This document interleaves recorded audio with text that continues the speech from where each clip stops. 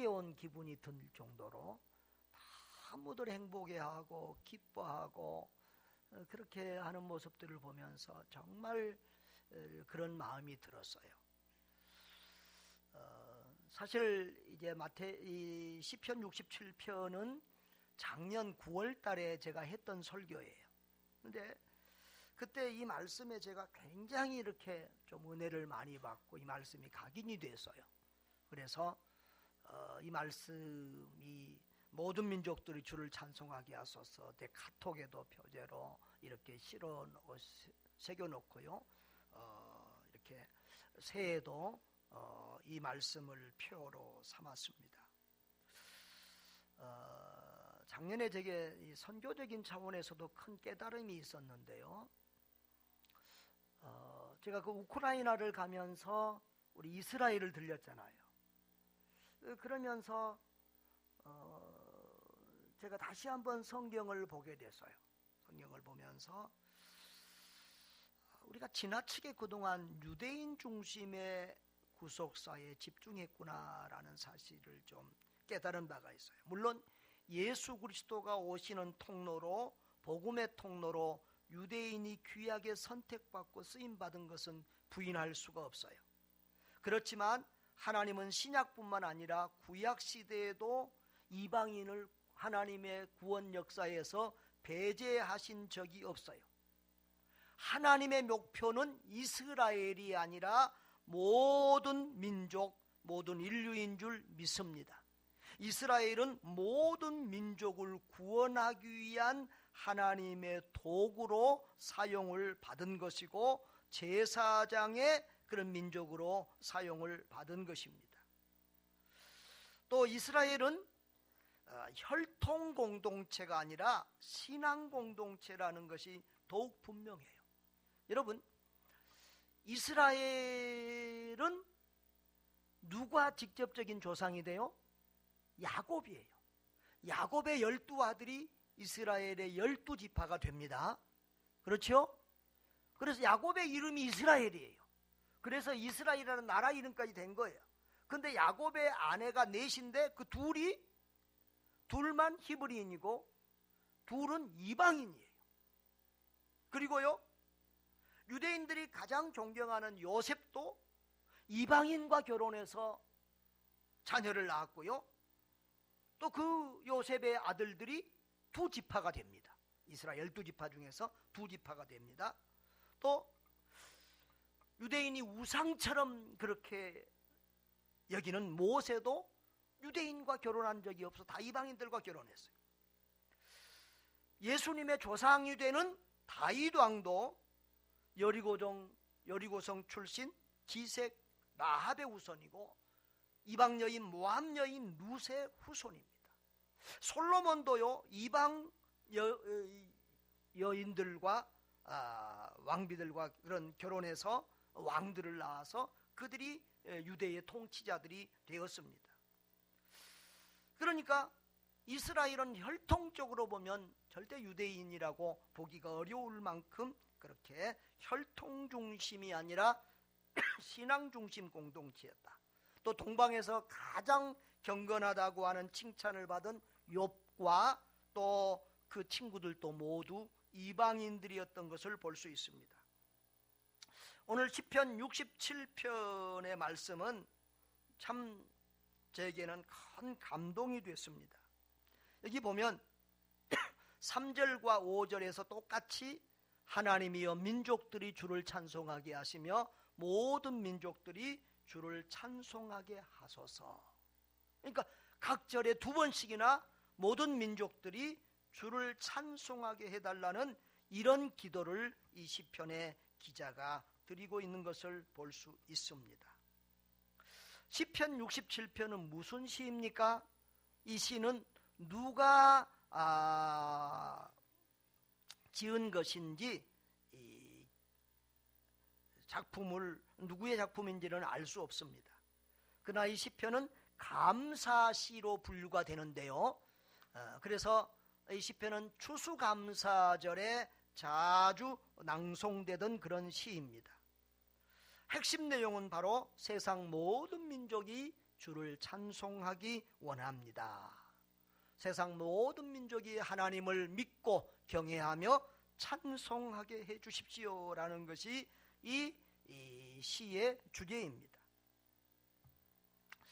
여러분, 하나님의 마음, 하나님의 가장 간절한 소원은 천하 만민이 구원을 받는 것입니다. 디모데전서 2장 4절에, 영상에 좀 못 띄우는 말씀, 디모데전서 2장 4절에 자 같이요, 시작. 하나님은 모든 사람이 구원을 받으며 진리를 아는 데 이르기를 원하시느니라. 하나님은 모든 사람이 모든 민족이 구원받기를 원하세요. 이 하나님의 마음을 알고 바로 이 시인이 기도하고 있다고 하는 것입니다.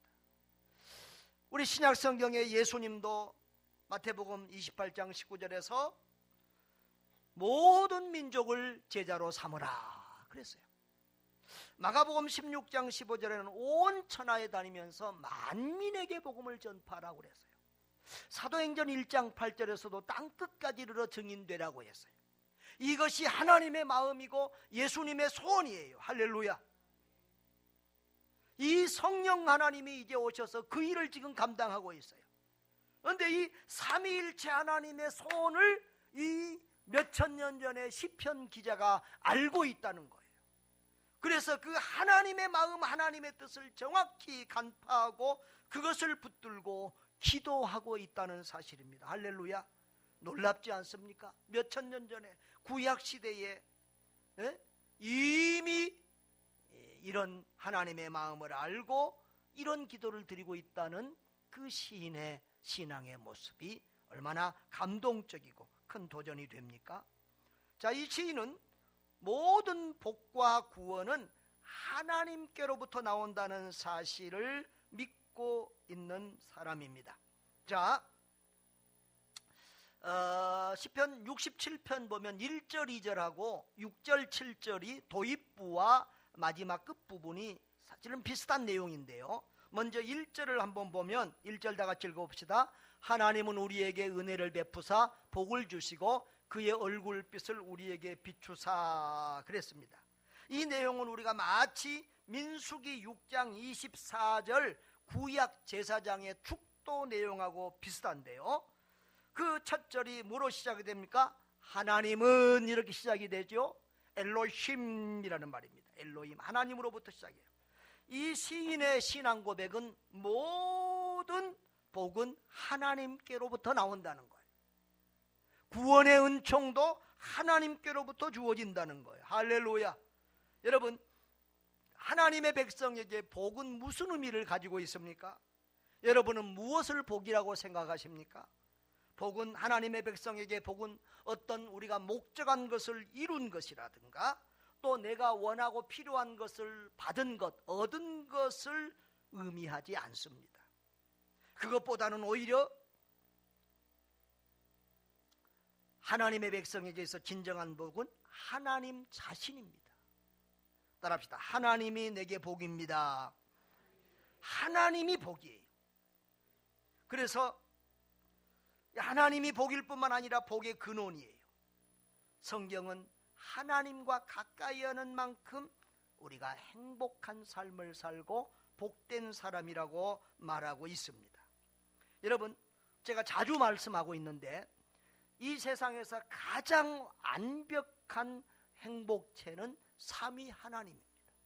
성부, 성자, 성령, 이 삼위 하나님의 관계가 가장 행복합니다. 우리가 가정에서 부부간에 아무리 서로 좋아도, 부자간에 아무리 좋아도, 친구간에 아무리 좋아도 삼위 하나님의 관계처럼 행복할 수가 없습니다. 행복은 하나님께 있습니다. 그래서 하나님과 가까운 만큼 우리는 행복한 삶을 영위할 수 있는 것입니다. 여러분, 물질이 많다고 행복한 것이 아니라, 명예와 권세를 가졌다고 행복한 것이 아니라, 세상 모든 일이 내 뜻대로 된다고 행복한 것이 아니라 하나님과의 거리가 가까울수록 우리가 행복하다는 사실을 기억하시기를 바랍니다. 그래서 여러분들이 행복한 사람이 되고자 할 때 늘 주님과 더 가까이, 하나님과 더 가까이 하는 그런 소원을 가지는 사람이 지혜로운 사람입니다. 여러분, 여기 1절에 보면은 하나님이 우리에게 은혜를 베푸사 그랬어요. 복을 주시고 그의 얼굴빛을 우리에게 비추사 그랬어요. 하나님이 얼굴빛을 우리에게 비춘다는 말은 하나님께서 특별한 은혜와 은총을 베풀어 주신다는 거예요. 할렐루야. 그래서 여러분, 우리는 하나님의 은혜와 하나님의 복이 없이는, 하나님의 보호와 하나님의 도우심이 없이는 우리는 살 수 없는 존재인 것을 믿으시기를 바랍니다. 이 시편 기자는 그런 신앙을 가지고 있어요. 하나님이 우리에게 은혜를 베풀어 주셔야 됩니다. 하나님이 우리에게 복을 주셔야 합니다. 하나님이 우리를 보호해 주시고 도와주셔야 합니다. 아멘. 자, 그런데요, 2절은 뭐냐 그러면 1절에 복을 구한 그 목적이 2절에서 나타나요. 왜 우리가 복을 받아야 되느냐? 왜 하나님이 우리를 도와주시고 은혜 베풀어 주셔야 됩니까? 2절에 보면은 2절 다 같이요. 주의 도를 땅 위에 주의 구원을 모든 나라에게 알리소서. 하나님 우리에게 은혜 베푸시고 복을 주사 주의 도를 땅 위에 널리 알리고 주의 구원을 모든 나라에게 알릴 수 있도록 주여 도와 주시옵소서. 아멘. 이것이 복을 구한 이 시인의 목적입니다. 하나님과 이스라엘을 통해서, 하나님은 이스라엘을 통해서 모든 민족에게 하나님의 구원의 도가 선포되게 해달라고 기도하고 있는 것이지요. 여러분, 복음 전파도 또 구원하는 일도 하나님의 은혜 없이는 안 되는 줄 믿습니다. 하나님의 주권에 달려있기 때문에 하나님께 기도해야 되는 것입니다. 여러분, 제사장의 사명은 무엇이지요? 하나님과 사람 사이에 중개자 역할을 하는 것입니다. 구약 성경에서는 이스라엘이 바로 하나님과 모든 민족 간의 관계에서 제사장의 사명을 감당을 했습니다. 자, 출애굽기 19장 5절 6절을 한번 보겠습니다. 출애굽기 19장 5절 6절을 보면 다 같이요. 세계가 다 내게 속하였나니 너희가 내 말을 잘 듣고 내 언약을 지키면 너희는 모든 민족 중에서 내 소유가 되겠고 너희가 내게 대하여 제사장 나라가 되며 거룩한 백성이 되리라 그랬어요. 세계가 다 하나님께 속한 하나님의 사람들이고 하나님이 구원하시고자 하는 민족이에요. 그런데 그 세계 구원을 위해서 하나님이 어떤 민족을 선택했어요? 너희 이스라엘 민족을 하나님이 선택했어요. 할렐루야. 그래서 그들에게 제사장 나라가 되고 거룩한 백성이 되라고 했어요. 아멘.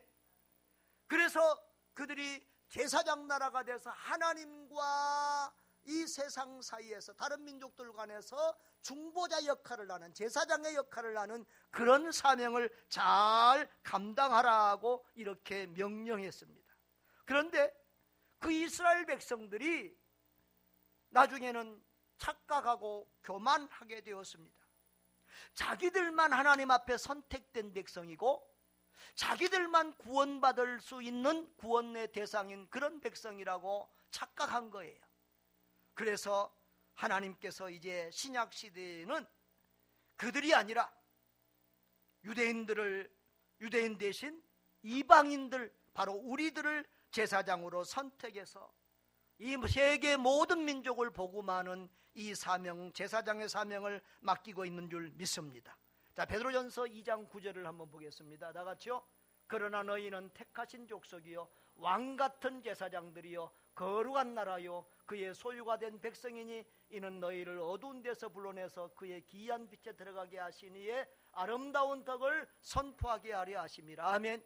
이것은 이제 이방인들이, 유대인들이 아니라 우리들에게, 우리 성도들에게 주시는 말씀입니다. 우리는 하나님의 택한 족속이요 왕같은 제사장들이요 거룩한 나라요 하나님의 소유된 백성입니다. 그런데 이렇게 우리를 불러내신 것은 뭐냐? 우리를 어두운 데서 불러내서 그의 기이한 빛에 들어가게 하신 그분. 이게 좀 번역이 약간 좀 약합니다만 그분이 누구지요? 예수님이죠. 우리를 어두운 데서 불러내어 기이한 빛에 들어가게 하신 그 예수님의 아름다운 덕이 뭐겠습니까? 복음이지요. 그 예수 그리스도의 복음을 전파하게 하기 위하여 우리를 제사장으로 선택했다는 것입니다. 할렐루야. 여러분, 이 사명을 깨닫기를 바랍니다. 이 사명을 잘 감당하시기를 바랍니다. 아멘. 후반부인 6절 7절도 비슷한 내용인데요. 자, 6절 한번 보겠습니다. 땅이 그의 소산을 내어 주었으니 하나님 곧 우리 하나님이 우리에게 복을 주시리로다. 하나님이 우리에게 복을 주신다는 사실을 확신하고 믿고 구하고 있습니다. 자, 그런데 그 7절에는 복을 주신 목적을 말씀하고 있습니다. 시작. 하나님이 우리에게 복을 주시리니 땅의 모든 끝이 하나님을 경외하리로다. 이 시인은 하나님이 복 주실 것을 바라고 기도하고 믿고 있는데, 그 목적은, 궁극적인 목적은 땅의 모든 끝이, 모든 땅끝까지 모든 민족의 사람들이 하나님을 경외하게 하기 위함이다. 할렐루야. 여러분, 우리가 예수님을 잘 믿으면, 예수 믿고 구원받고 행복하게 살면, 하나님의 백성들이 천국을 누리고 살면 그 모습을 보고 다른 사람들이, 다른 민족들이 예수 믿고 구원받는 그런 은혜가 있게 될 줄 믿습니다. 땅의 모든 것이 자기들도 하나님을 경외하는, 하나님을 믿는 그런 사람들이 된다는 것입니다. 그러니까 이 성도는 복을 구하는 목적이 분명합니다. 복을 구하는 목적이 자기 잘 먹고 잘 살고 누리기 위해서 구하는 것이 아니라, 우리가 복을 받아서 이 하나님의 말씀을 잘 전파하고 구원의 도를 잘 전파하고 모든 세상 사람들이 우리처럼 하나님을 경외하고 하나님을 믿고 구원받게 하여 주옵소서. 우리가 온 세상 모든 민족들이 주를 찬송하는 그런 민족들, 그런 사람들 되게 해 주시옵소서. 이게 이 시인의 신앙이요 기도 제목이고 소원이었던 것입니다. 여러분, 바로 이렇게 하나님의 소원을 자기 소원으로 품고 사는 사람이 복이 있는 사람이고 참된 신앙인 줄로 믿습니다. 우리가 공부해야 될 목적도, 우리가 돈을 벌어야 될 목적도, 또 교회의 존재 목적도 바로 여기에 있는 줄 믿습니다. 사람을 구원하되 세계 모든 민족들을 구원하겠다고는 그런 꿈과 비전을 가지고 움직여야 합니다. 사람을 사랑하고 사람을 살리고 사람을 구원하고 사람을 행복하게 하는 것, 이것이 하나님이 우리를 선택하고 구원하신 목적이고 우리에게 복 주신 목적이라는 사실을 믿으시기를 바랍니다. 이것을 망각하면 우리가 신앙이 방종한 신앙이 되고 방탕한 성도들이 되어지는 것입니다. 하나님은 나만, 우리 가족만 편하게 잘 먹고 잘 살라고 우리를 구원하시고 복 주신 것이 아닙니다. 우리 교회만 잘 되라고 우리에게 복 주신 것이 아닙니다. 모든 민족의 구원과 행복을 위하여 우리와 우리 교회에 복을 주신 것을 믿으시기를 바랍니다. 아멘. 아멘. 옆에 분들하고 한번 인사합시다. 하나님의 은혜와 복을 받아서 세계 모든 민족을 구원합시다.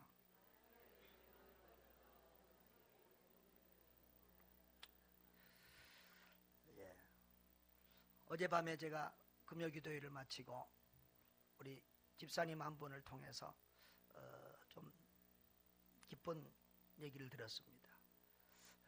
전에 자기가 다른 교회에 다닐 때는 밤낮 자식들과 가족들만을 위해서 기도했다는 것입니다. 그런데 우리 교회에 와서부터는, 언젠가부터는 이제 교회를 위해서, 나라와 민족과를 위해서, 세계 선교를 위해서 기도하고 자기 가족 기도, 자기 기도는 가장 나중에 하는 그런 사람이 됐다는 거예요. 그래서 제가 신앙이 그만큼 성장했군요 그러고 기뻐하며 즐거워했습니다. 그렇습니다. 하나님의 비전이 저와 여러분의 비전이 될 줄 믿습니다. 하나님은 그렇게 하나님의 마음에 합당한 기도를 들은 사람에게 오히려 더 은혜를 주시고 복을 주실 줄 믿습니다. 여러분, 마지막으로 모든 민족이 하나님을 찬양하기 원한다는 이 말씀의 의미, 이것을 강조한 까닭이 무엇일까요? 우리 생각에는 하나님 모든 민족을 구원해 주세요, 이렇게 기도하는 것이 좀 쉬울 것 같잖아요. 그렇죠? 아, 그래요? 안 그래요? 그런데 그것보다 모든 민족이 주를 찬송하게 하소서, 이것을 강조하고 있다고요. 여기 주의 도, 주의 말씀이라는 것을 한 번, 2절, 구원이라는 것 표현도 2절에 한 번, 그리고 하나님을 경외하는 말도 7절에 한 번. 그런데 주를 찬송하게 하소서라고 하는 말은 3절에 2번, 5절에 2번, 4번이나 반복이 되고 있다고요. 왜 그럴까? 무슨 의미일까? 그런 궁금한 생각이 안 들었어요? 여러분은 참 궁금한 게 없어요. 자꾸 성경 보면서 궁금한 게 많아야 믿음이 자라고 성경을 잘 알게 돼요. 여러분, 한마디로 이 시인은 찬송의 의미를 바로 아는 시인이에요. 우리 성가대도 잘 들으세요. 여러분, 찬송은 구원받은 사람만 부를 수 있는 거예요.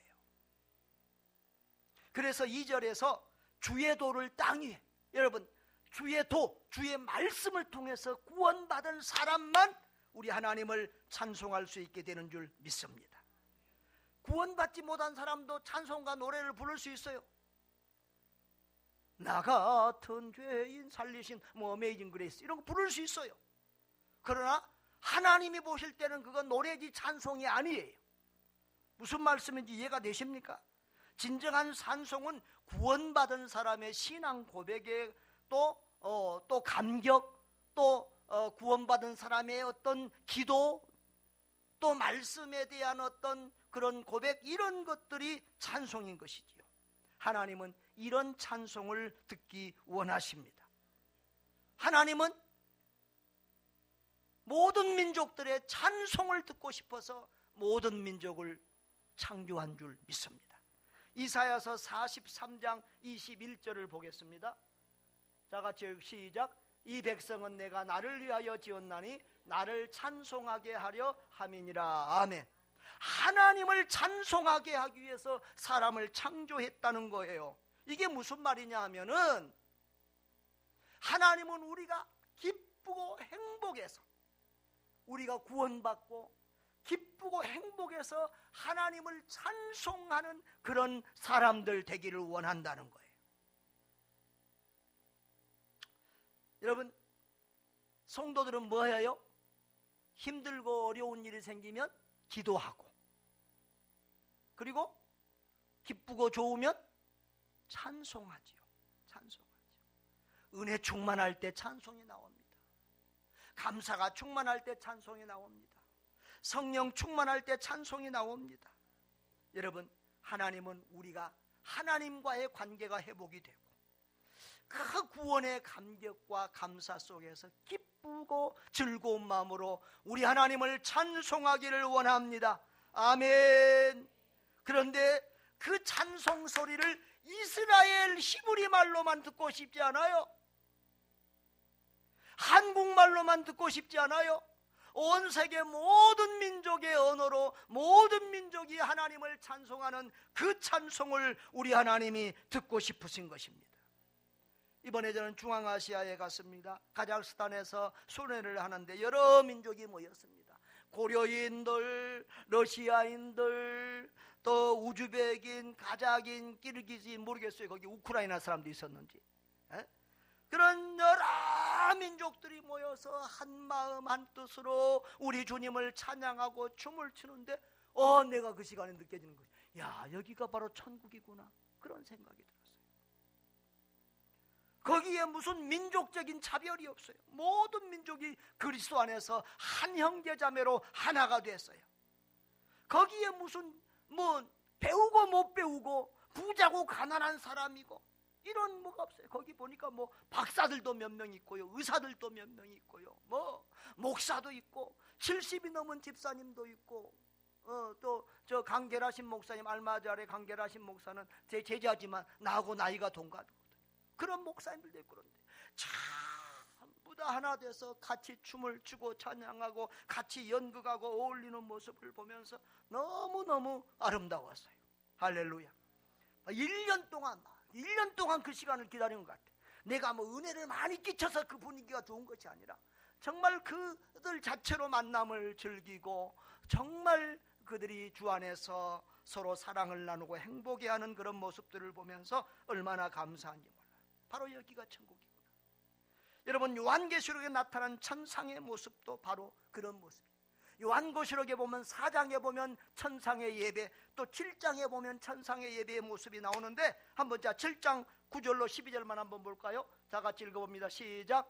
이일 후에 내가 보니 각 나라와 족속과 백성과 방언에서 아무도 능히 셀 수 없는 큰 무리가 나와 흰 옷을 입고 손에 종려가지를 들고 보좌과 어린 양 앞에 서서 큰 소리로 외쳐 이르되 구원하심이 보좌에 앉으신 우리 하나님과 어린 양에게 있도다. 할렐루야. 각 나라와, 보세요, 각 나라와 족속과 백성과 각 나라의 언어들로 셀 수 없는 큰 무리가 나와서 흰옷을 입고 우리 하나님을 찬양한다는 거예요. 할렐루야. 이것이 천상 예배의 모임. 그 다음에 11절 12절에도 모든 천사 또 천사들까지도 함께 찬양합니다. 보좌와 장로들과 내 생물의 주위에 서 있다가 보좌 앞에 얼굴을 대고 하나님께 경배하여 다 같이요 이르되 아멘. 찬송과 영광과 지혜와 감사와 존귀와 영광과 힘이 우리 하나님께 세세토록 있을지어다.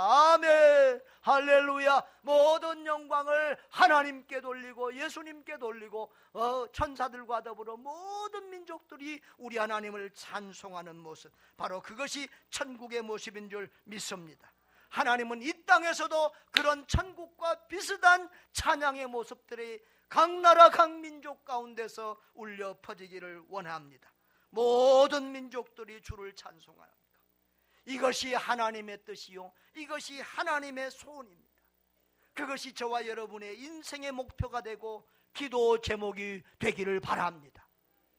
그건 목사님 그건 너무 크고 뭐 호황되고 아이고 너무 우리가 감당할 수 없는 일 같은데요. 아니에요. 여러분, 1달란트 받았으면 1달란트 받은 대로 최선을 다하면 되고 2달란트 받았으면 2달란트 받은 대로 최선을 다하면 되는 거예요. 우리가 가진 힘에서 우리가 가진 역량만큼 최선을 다하면 되는 거예요. 우리는 작은 교회지만, 부자 교회도 아니지만, 큰 부자도 없지만 우리가 힘을 다해서 선교하니까 우리를 통해서 저 중앙아시아에, 여러분 알마타 교회에는 보니까 주일날 한 250명에서 300명 이렇게 예배를 드려요. 근데 그 중에서 한 70%가 우즈베키스탄에서 또 저쪽에서 이사 온 사람들이 대부분이에요. 그리고 다 그게 이제 우리 성도들은 아니지만 그 교회 상당수가 핵심 멤버들, 교역자들, 부목사들, 교역자들, 핵심 멤버들이 우즈벡에서 제가 가르치고 길렀던 사람들이에요. 그러니까 말씀을 뿌려놓으면 이렇게 잘하는구나. 세월이 지나갔는데 그때는 어린 병아리 같은 어린아이들 같은 성도들이었는데, 제자들이었는데 자라서 그렇게 하는 것들을 보면서 얼마나 감사했는지 몰라요. 할렐루야. 우리 키르기스탄 우리 루스탑 영광이 어려서부터 우리 교회 늘 금요 기도에 나오면 내가 안고 기도하잖아요. 하나님, 우리 루스tam이 한국과 키르기스탄의 어떤 그 관계에서 중요한 역할을 하는 사람이 되게 해주세요. 키르기스탄의 선교사가 되게 해주세요. 늘 기도했어요. 너는 키르기스탄 선교사다. 나는 나중에 선교사 될 줄 알았어요. 그런데 벌써요, 학교에 가서 벌써 기도 모임, 예배 모임을 만들어 가지고 12명을 전도했대요. 벌써. 할렐루야. 어제는 또 경찰이 잡으러 왔다니, 거기 또 학교에서 그런 종교 모임을 가지면 안 되나 봐요. 그래서 누가 이 모임을 만들었느냐, 경찰이 또 찾아왔다고 그러니까 기도해 주세요. 별일 없도록. 아무튼 벌써 그런 선교 마인드를 가지고 선교의 일을 하는 것을 보면서 자기는 선교사라는 그런 마인드가 분명하게 있어요.